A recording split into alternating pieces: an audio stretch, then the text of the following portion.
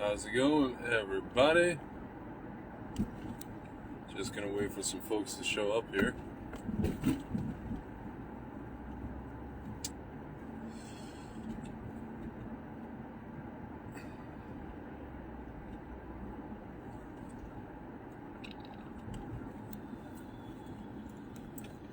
Come on, people. Come on, people. See, this is what happens when page gets shadow banned.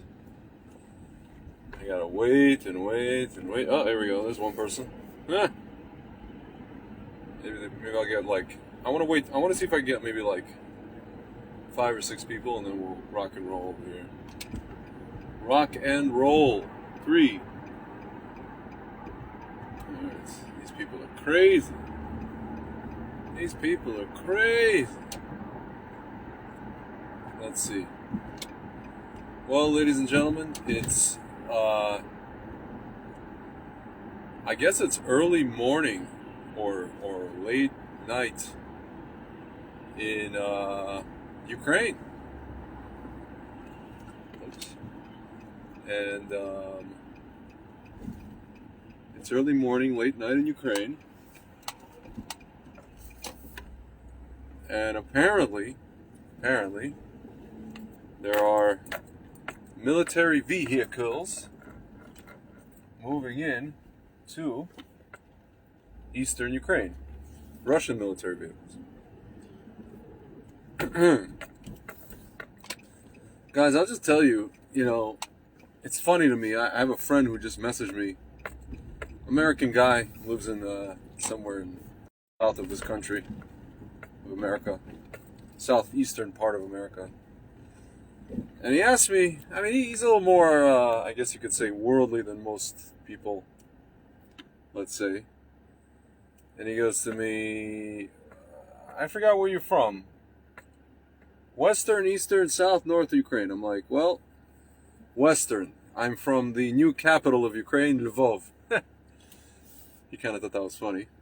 So do I. And he asked me, do I have any family left in Ukraine? I said, no, everybody left. So in the 70s and 80s, my father's brothers left in the 70s. We left in 1987. We wanted to leave earlier, but that's just the way things panned out. I was born there. My sister was born in the States way later, in the 90s. And the only person we have left there is a really good friend. We're still very close. Of my father's and my mother's, and he did very, very well for himself. Very well, Baruch Hashem. And he owns a lot of real estate there, to the point where, actually, the Germans approached him about renting out one of his offices in the center of the city, of Lvov, for an embassy. And he said he would love to do it, but it was very, very short notice. He couldn't, the turnaround time was too short. He had to, clean it out, do this, do that. You didn't have enough time to set it up. They really needed it. They needed it within like a day or two, and he wasn't able to do it. And they really liked it, because somebody showed it to them, whatever it is. So this is that, that person. That's the level he's at. We speak to him. We've been speaking to him a lot lately. He doesn't really feel like he doesn't feel the threat, because he basically says that Putin has nothing, as we say in Russian, ему там нечего делать. It's like he doesn't have anything to do over there in Lvov. You know what I mean?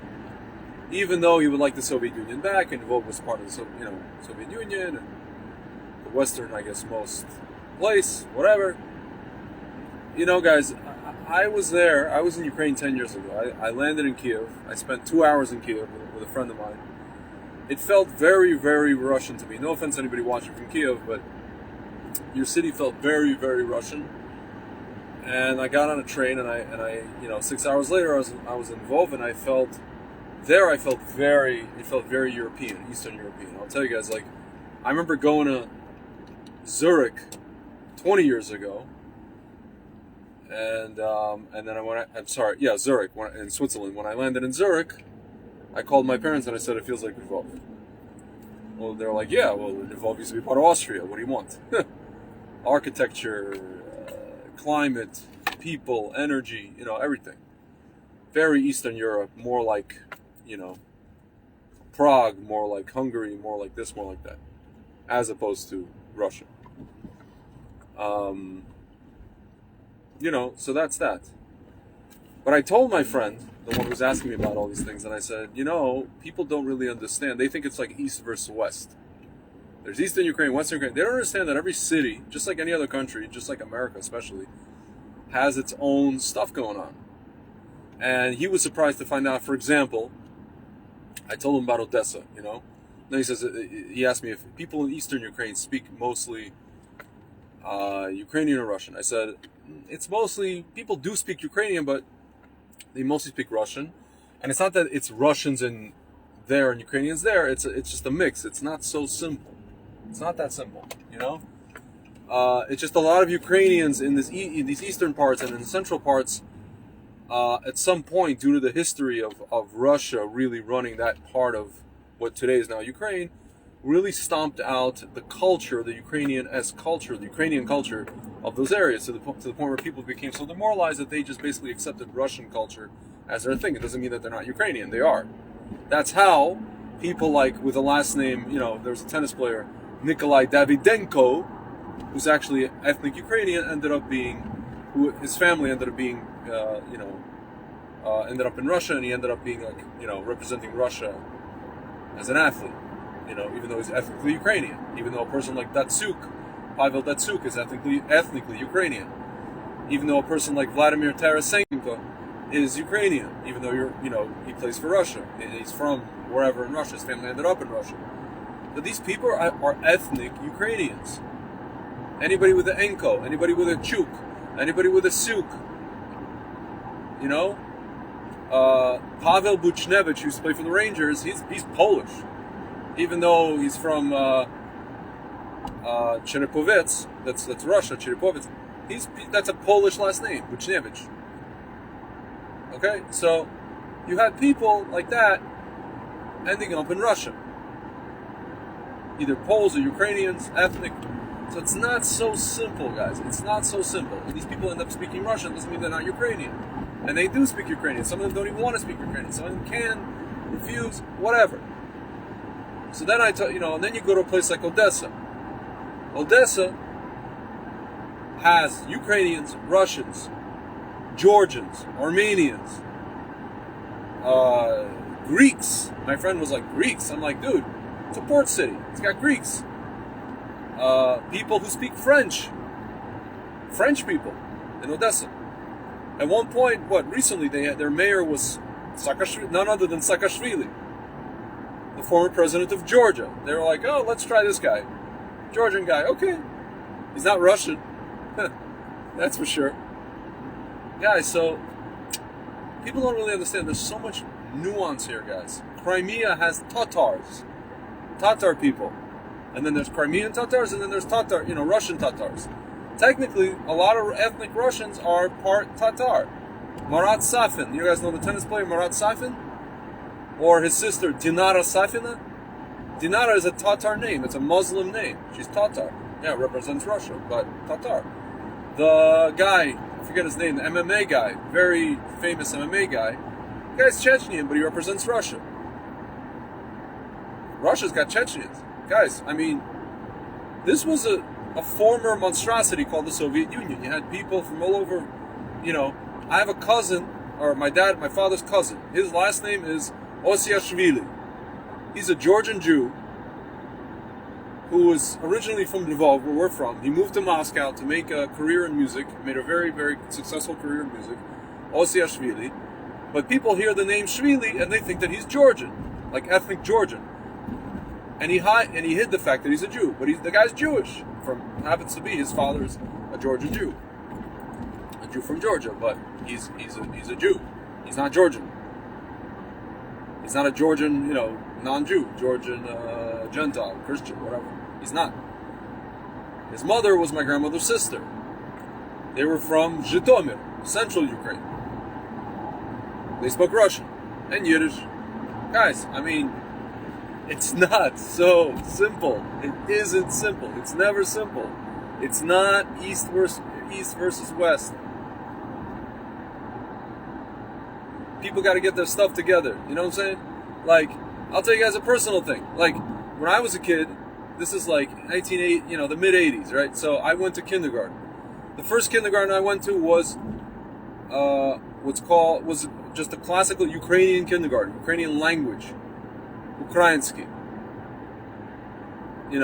Or as we call it, anti-Semitic kindergarten. And then I was moved to a railroad workers kindergarten, which was primarily Jewish. The principal was Jewish. Most of the teachers were Jewish. My teacher was Jewish. Железнодорожный.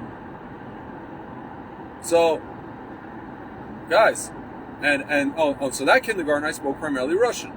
The first kindergarten I went to, the Ukrainian one, I came home speaking Ukrainian to my parents. I don't remember a lick of Ukrainian. I remember like 2 words.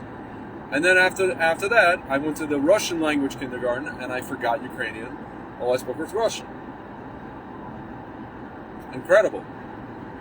And by the way, guys, in the one where you speak Russian, I had a big poster of Grandfather Lenin. The Ukrainian kindergarten, I don't know if we had that, because Ukrainians couldn't stand the Soviet regime. Guys, just so you know, ethnic Ukrainians, even during the time of the Soviet Union, could not stand the Soviet regime. They couldn't stand them. They considered themselves separate from the Soviet Union. I mean, they, as much as they could, tried to distance themselves from being under the nose and the thumb of the Soviet Union. They would administer tests, like teachers would give tests. Like my parents had to do oral exams in Ukrainian. My mother in particular, she went to a Ukrainian high school, a high school where Ukrainian was a primary language, let's say. A lot of the kids were anti-Semitic. My father, conversely, went to a high school where most of the guys, it was a magnet mathematics school, guys were Jewish, most of them, spoke Russian. Their teacher was a Jew from Poland. His last name is Orach. How is he from Poland? Because Lvov used to be part of Poland. And then he left Poland, came to Lvov after the war, or maybe during the war, and he just stayed in Lvov, and he taught math for the rest of until he passed away when he was like 90 years old. Ladies and gentlemen, it's not so simple. It never is. Lvov changed hands so many times. It was Poland. It was Austria-Hungary. It was Austria. It was Soviet Union. It was Ukraine. It was Soviet Union. It was something else. Guys, I mean, like, it's crazy. Kiev was Russia once. It reminds me of that movie, Johnny Dangerously. My mother hung me on a hook once. Kiev was Russia once. Not so simple, guys. Odessa may as well have been its own country. Crimea was originally Russia, was given as a gift by Khrushchev to Ukraine, to the Ukrainian Republic, because he was from there, and then taken back by Putin, because, he was like, that was once Russia, so I'm taking it. Guys, I mean, you understand. Then you get Latvia, Lithuania, Estonia. These people, forget it. These are independent states, independent places. They will never allow themselves to be taken over by Russia. That's why NATO set up shop in Estonia, if you guys don't realize. These Baltic guys, they will not be allowing Russia anywhere. If they touch those places, if Putin so much as touches those places, these are different peoples. These are not Slavs. You know what I'm saying? Ukrainians are Slavs. Russians are Slavs. When Putin made a speech about Crimea, he said, "You guys, we're the same people, essentially. I mean, more or less, sorta, kinda, not really, but yeah. If anything, Ukrainians are maybe closer to Poles, but they hate each other. And that's why Bogdan Khmelnytsky went after us, after the Jews, because he thought that we were on the side of the Polish. I don't know if we're on the side, but we were, we were just kind of like doing our own thing, and he was just like, well, if you're not with me, you're against me. And he decimated, 500,000 Jews. That's give or take.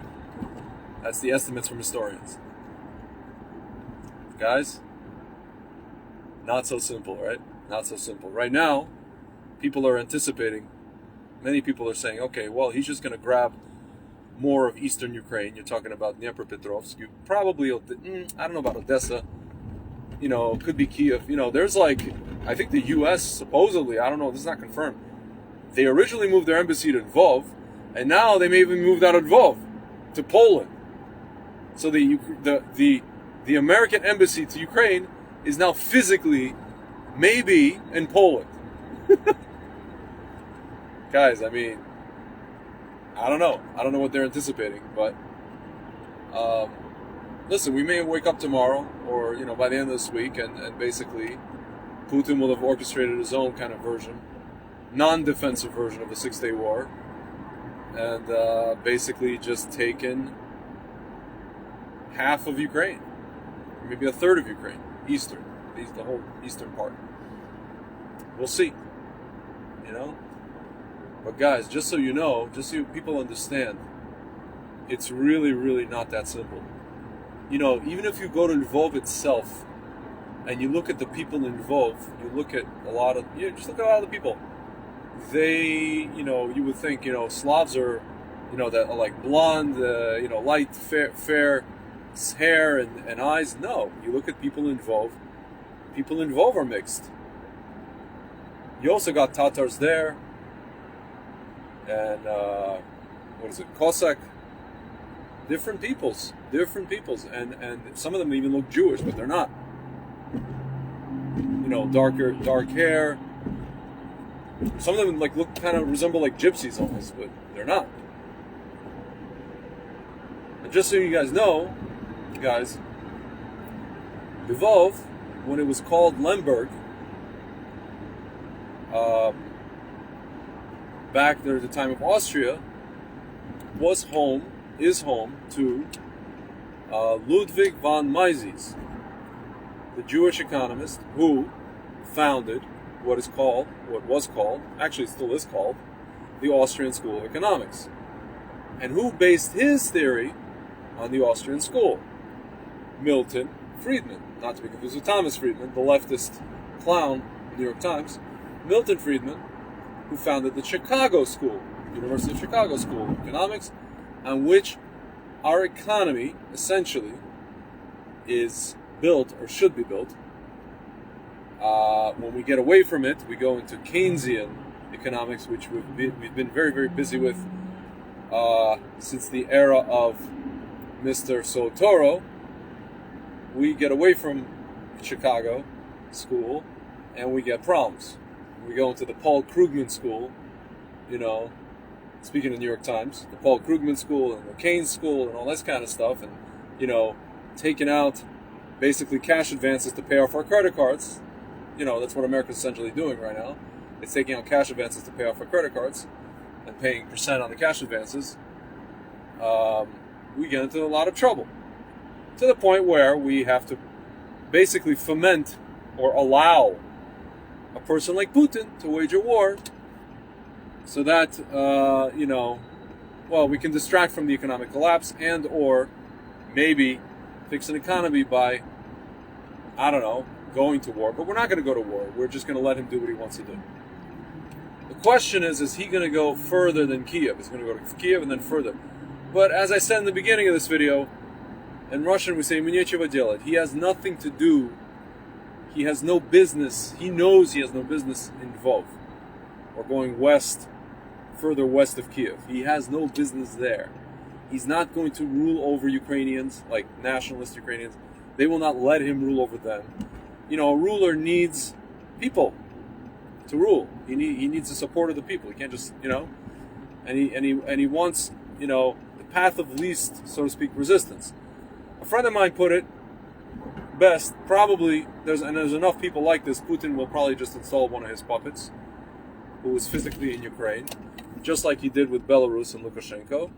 Batka, he'll have another Batka in Ukraine, just like he has a Batka in Belarus, and it'll be this kind of triumvirate of you know, kind of tin pot Soviet triumvirate of wonderfulness. You know, Eastern Ukraine, Belarus, and Russia. And that'll be that, my friends. And then he'll sit for another couple of years, and maybe less, and he'll think about taking more. And we'll see what happens, you know. But guys, just remember, when it comes to this part of the world, I mean, it's never simple anywhere. And you always get nuance in different countries and different places. But when it comes to Russia, Ukraine, anything related to the former Soviet Union, it's not that simple. All right, guys, I'll talk to you soon.